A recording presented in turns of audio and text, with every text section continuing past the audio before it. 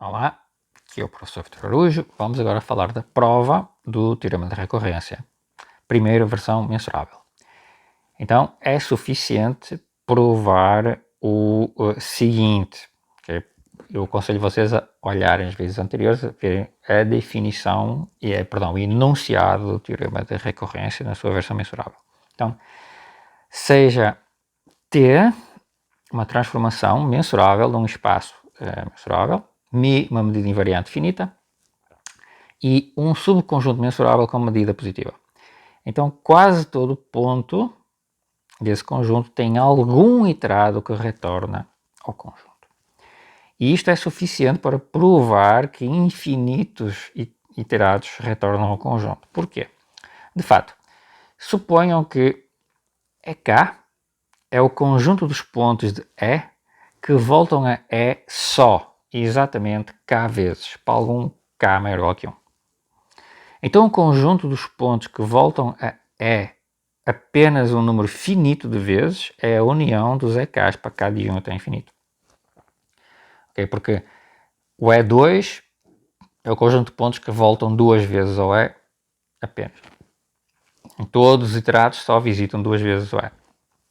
O E3 é o conjunto dos pontos que em todos os iterados só visitam o E três vezes. Okay? E assim sucessivamente. E4, E5, E6, etc. E unindo tudo isso eu tenho o conjunto de pontos que só visita o E finitas vezes. Okay?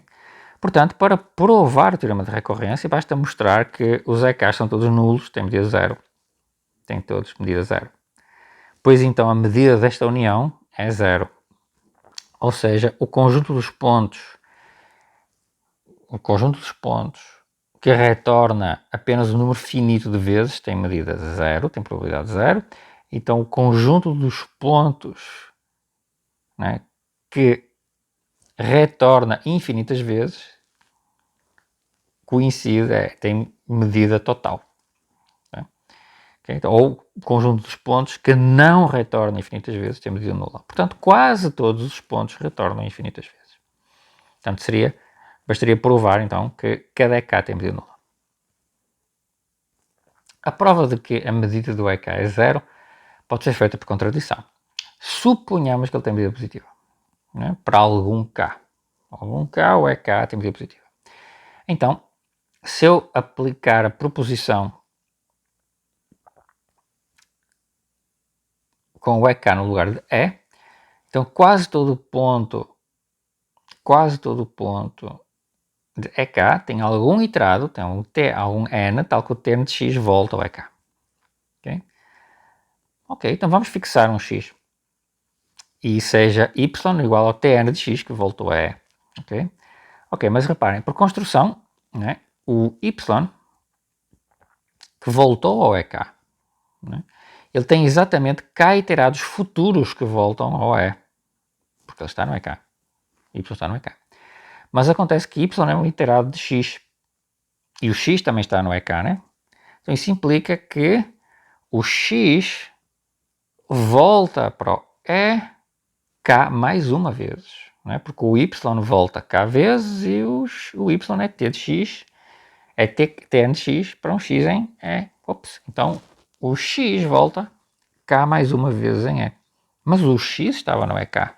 Isso é absurdo, né? Porque o EK, por definição, são aqueles caras que só voltam K vezes. Ó.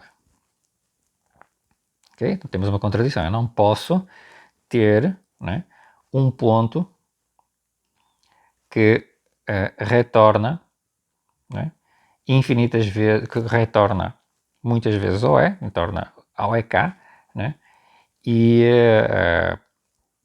estando no próprio EK. Okay?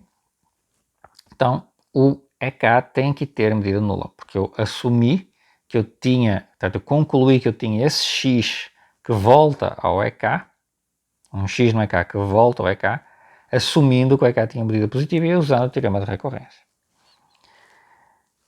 Ok? Então, o EK tem que ter medida nula. E, portanto, o teorema de recorrência fica demonstrado a partir da proposição anterior. E a proposição é garantir que eu tenho um retorno, né, para quase todos os pontos. Ok? Vamos agora provar a proposição. Por que é que eu garanto que tenho um retorno?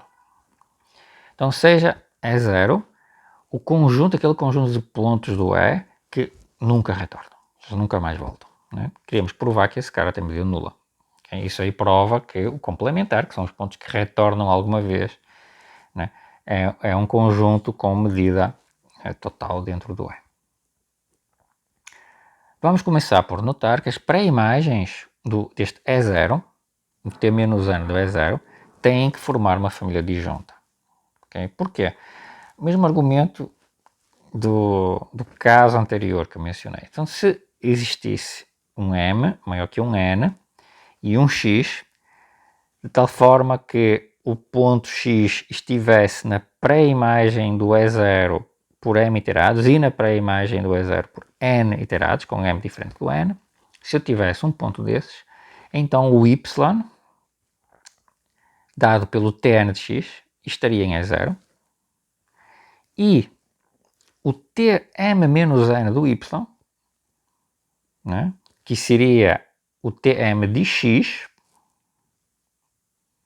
seria o Tm de X, né, o Tm de X seria o Tm, né, seria a mesma coisa que Tm menos N, é porque o Y é Tn de X, então Tm menos N de Tn de X seria o Tm de X. Então, o Tn de X está em E0 e o Tm de X está em E0. Então, isto significa o quê? Y é o Tn de X está em E0 e o Tm menos N de Y está em E0. Significa que o Y, que é um ponto do E0, retorna ao E.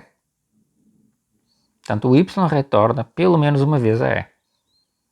Mas o está em E0 e o E0 é o conjunto dos pontos que nunca retorna. Ups! Né? O que é que isto mostrou? Isto não pode acontecer, portanto, este X não pode existir. Ou seja, estas pré-imagens têm que ser disjuntas. Mas se aquelas pré-imagens são disjuntas, né? Então esta união, a união dos T-N de E0, é uma união disjunta. Isto aqui é uma união disjunta. Então a medida dessa união disjunta é a soma das medidas. Mas como a medida é invariante, então o T-N do E0 tem a mesma medida do E0. Então eu tenho aqui uma soma infinita da mesma medida do E0. Okay? E isso é o quê? Isso é a medida desta união. Então esta união é um subconjunto do espaço inteiro. E a medida é finita, então isto aqui tem que ser finito. Mas o único jeito de uma soma infinita, de uma certa medida fixa, ser finita é que essa medida é nula. Tá? Uma soma infinita da mesma constante ser finita só se essa constante for zero. Ok? Então acabamos de provar que a medida do E0 é zero, que era o que a gente queria. Isto prova o teorema de recorrência de Poincaré na sua versão mensurável. E na versão topológica, como é que nós fazemos a prova? Então, supomos que o X é um espaço topológico que admite uma base numerável de abertos, ou seja, tem uma família numerável, UK, K inteiro, de abertos, tal que todo o aberto de X pode ser escrito como uma união de elementos dessa família UK. Né? Todo o aberto pode ser escrito como uma união dessa família numerável.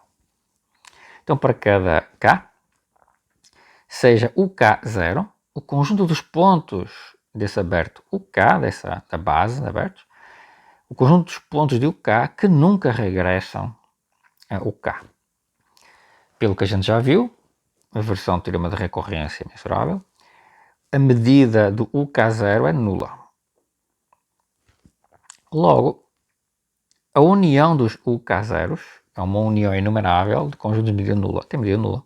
Este útil aqui tem medida nula. Portanto, para terminar a nossa prova, basta provar o seguinte, que um elemento do complementar desse conjunto de medida nula, do útil, tem que ser recorrente. Todo o x no complementar deste útil é recorrente. Vamos provar isso pela definição do útil. Então, seja uma vizinhança de x. E x está no complementar do útil. Então, por definição de base de abertos, tem que existir um UK, algum UK está contido em U. Okay? Portanto, algum elemento da base de abertos tem que estar contido naquela vizinhança. Então, o K está contido em U para algum K. Como o X não pertence ao útil, Então, em particular, o x não está no UK0. Né? Ele não está naquele porque ele é a união, né? É o complementar da união dos UK0. Portanto, o x que não está em UK0. O que é o UK0? O UK0 é o conjunto dos pontos de UK que nunca retornam ao UK. Então, se o x está no UK e não está no UK0, isso significa que ele tem algum iterado que retorna a UK. Não, mas o UK está contido no U, né?